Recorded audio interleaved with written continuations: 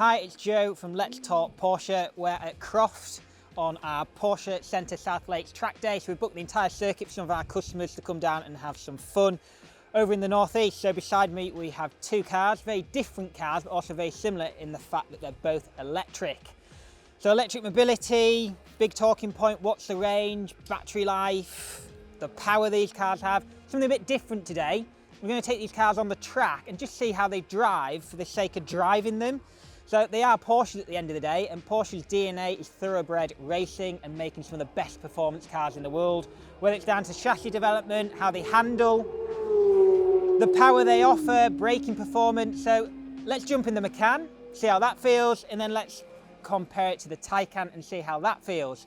Two different cars, but yeah, it's going to be interesting because it's not what these cars are made for as their first priority, but you know, they're built by Porsche, so they've got to be good. So let's find out. Right, I'm at Croft in a Macan Electric, so let's pull out the pit box. They're rather tight pit boxes. I think this circuit was built a few years ago before the cars got bigger. So, Porsche Macan EV. Everyone wants to know the range, the battery size, all that. Not going to talk about it. This is a Porsche. Porsche makes some of the best drivers' cars in the market, some of the best handling cars, and they offer some of the best performance. So as we pull onto the track, we have a completely clear track to ourselves. We are in 2.2 tonne of SUV. It has 340 horsepower or PS going to the back wheels. This is the standard Macan Electric, so it is rear wheel drive only. So this has the standard suspension. So you can get PASM, which is Porsche Active Suspension Management. It allows you to stiffen the ride, and it's a little bit more compliant when it's in the softer setting. And you also have PASM with air. So air suspension, a little bit more supple all round, lets you adjust the height, and then you still have the PASM side to it as well. So let's just see how this feels for what is a pretty much out-the-box Macan EV. It's not going to be the quickest thing in the world, 340 PS, but all that power is going to the back wheels as we come through the kinks here on the back of the circuit.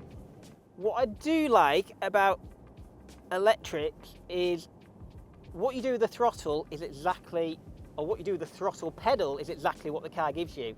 They feel most similar to a naturally aspirated engine, and I think that is the best driving characteristics about them. So you do feel the weight when you turn into the corners. There is a bit of lean.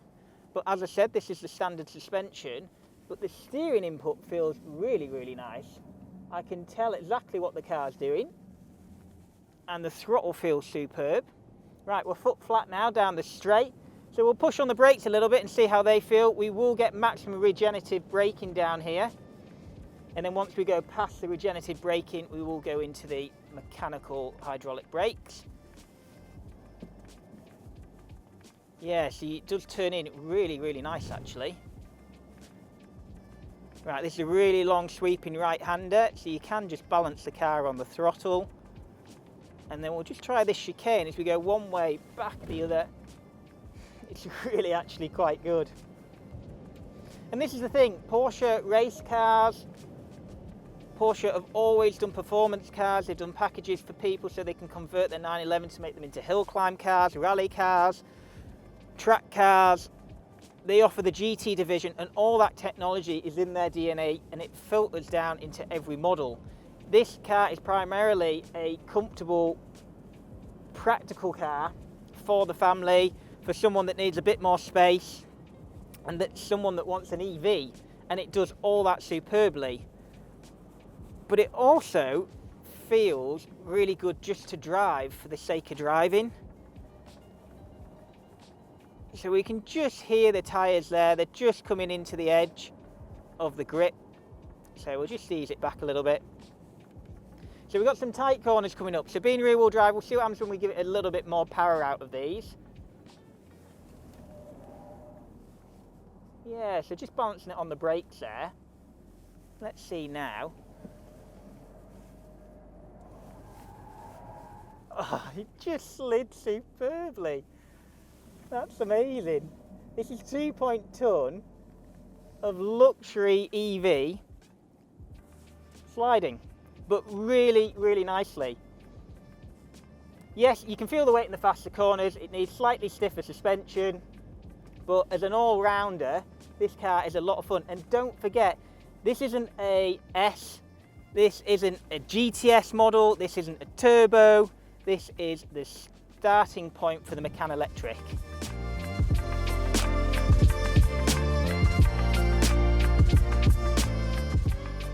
Right, I've now jumped into a Taycan saloon. Taycan was the first EV that Porsche did.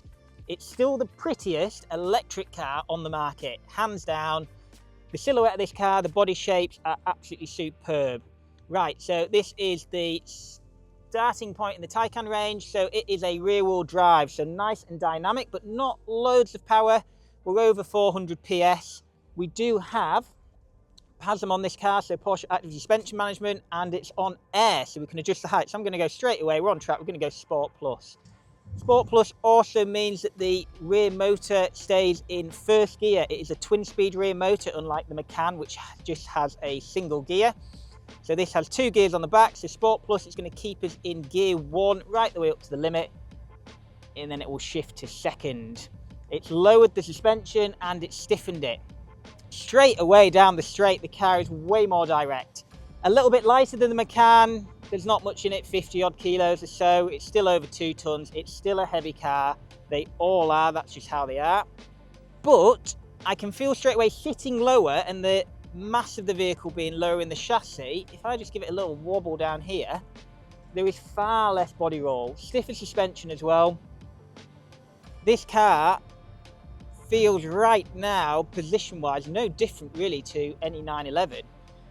I'm sure we will feel the weight when we turn into a corner or it starts to push. We'll feel that mass on the front axle again. Let's just see. Already, oh, loads more grip, a lot more lateral G than a Macan.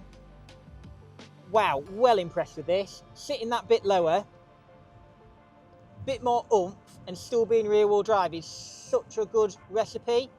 It's what Porsche have done for all these years with the 911, and now we've got it in electrification.